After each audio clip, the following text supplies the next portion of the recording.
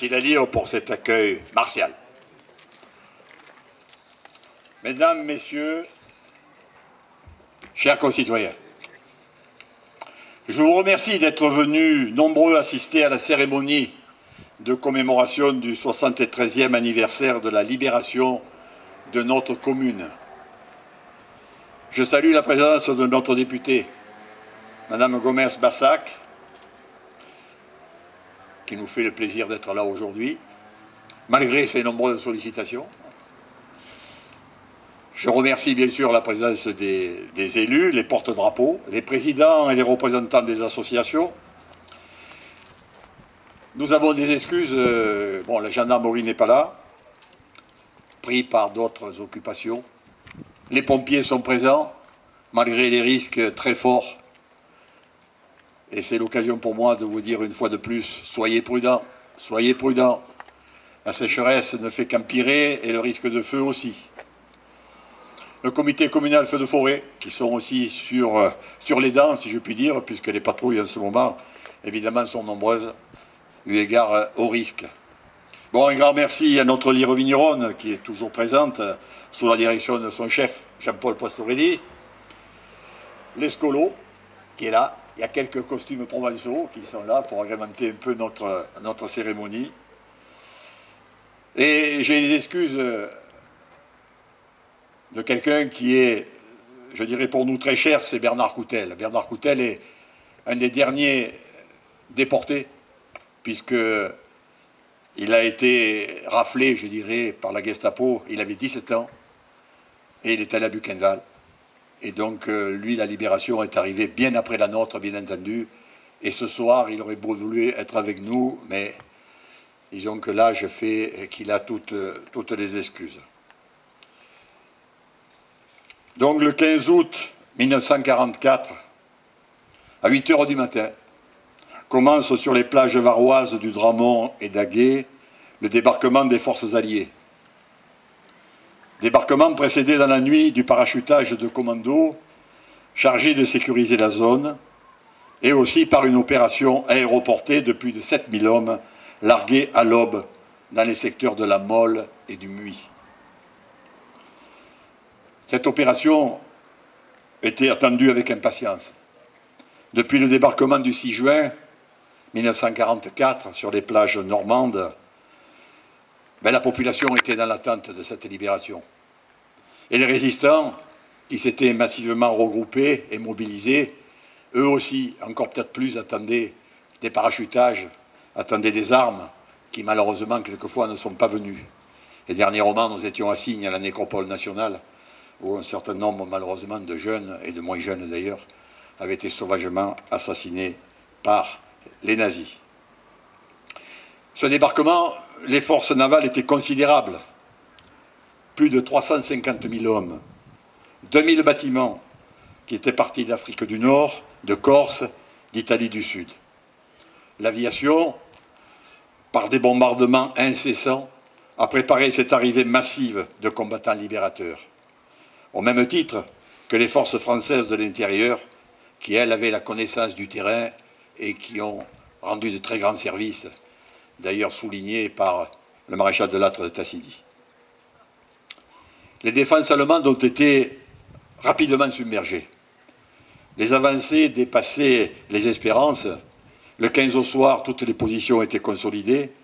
Le 16, Fréjus tombait, tandis que Draguignan était libéré par les forces françaises de l'intérieur. Et au soir du 20 août 1944, un dimanche comme aujourd'hui, les premiers éléments du 2e régiment de Spahis algériennes de reconnaissance arrivent à la Cadière. Sont arrivés par cette voie, qui depuis s'appelle d'ailleurs l'avenue de la Libération.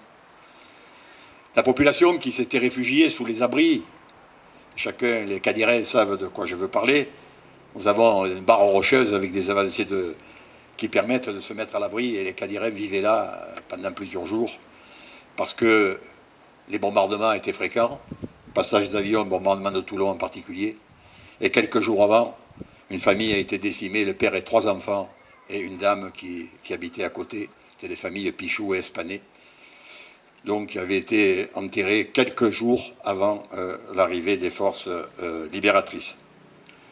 Donc la population, il n'y avait pas de portable à cette époque-là. Mais la nouvelle s'est répandue très très vite. Et la population, bien entendu, a fait un accueil triomphant à ces libérateurs. Ces libérateurs qui étaient porteurs du drapeau français, puisque c'était un régiment français, ils avaient pour nom, les premiers arrivés, il y avait deux jeeps, Marie, Rosa, Bontoux, Godet, Valbon et Mestre. Et ces spahis ont été, pendant de nombreuses années, à côté de nous, les jours de libération, et sans doute les anciens cadériens se souviennent de leur fidélité à cette cérémonie. Aujourd'hui, bien sûr, hélas, ils ne sont plus de ce monde. Ces hommes étaient placés sous le haut commandement de celui qui allait devenir maréchal par la suite, c'est-à-dire le général de Lattre de Tassigny, commandant de la première armée française, qui s'était déjà illustré dans les campagnes d'Érythrée, de Libye et d'Italie. 73 ans après, nous sommes rassemblés pour commémorer un jour exceptionnel, celui de la liberté recouvrée, s'inscrivant dans une page des plus tragiques de l'histoire de notre pays. 5 années de privation, de séparation et de larmes. Nous sommes rassemblés pour transmettre l'implacable témoignage de ceux qui vécurent le cataclysme qu'a été la Seconde Guerre mondiale et mieux faire connaître aux jeunes générations les circonstances et les événements qui l'ont précédé. Nous sommes là pour éveiller les consciences sur les erreurs du passé, mais aussi sur les enjeux du présent. À nouveau, nous vivons une période pleine d'incertitudes, dans laquelle ressurgissent les tentations du repli nationaliste, l'existence de nombreux affrontements sur bien des lieux sensibles dans un monde confronté à des problèmes d'inégalité économique et sociale. Ne voit-on pas se lever et se répandre les idéologies des plus obscurantistes, exprimant la haine pour nos valeurs démocratiques et républicaines? C'est là où notre rassemblement autour des idéaux de la résistance et de la France libre prend tout son sens. Commémorer la libération de la Côte d'Azur, c'est d'abord rendre hommage aux victimes de la barbarie nazie. Les résistants torturés et abattus comme des bêtes, des déportés exterminés dans les camps de la mort. Commémorer la libération, c'est aussi honorer la mémoire de toutes celles et tous ceux venus d'horizons divers qui se sont engagés pour que les enfants de France ne vivent plus dans un climat d'effroi, de peur et de haine. Après la capitulation honteuse de la France et que le règne de Vichy, le régime de Vichy, engage notre pays dans une active collaboration, il a fallu beaucoup de courage pour se lever et faire face à l'occupant.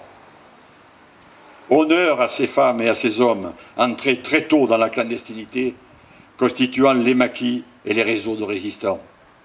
Honneur à ces femmes et à ces hommes répondant à l'appel du 18 juin. À ceux qui, à l'extérieur de notre territoire, ont rejoint les forces françaises libres et constitué l'armée d'Afrique, qui a redonné à la France sa dignité et sa grandeur.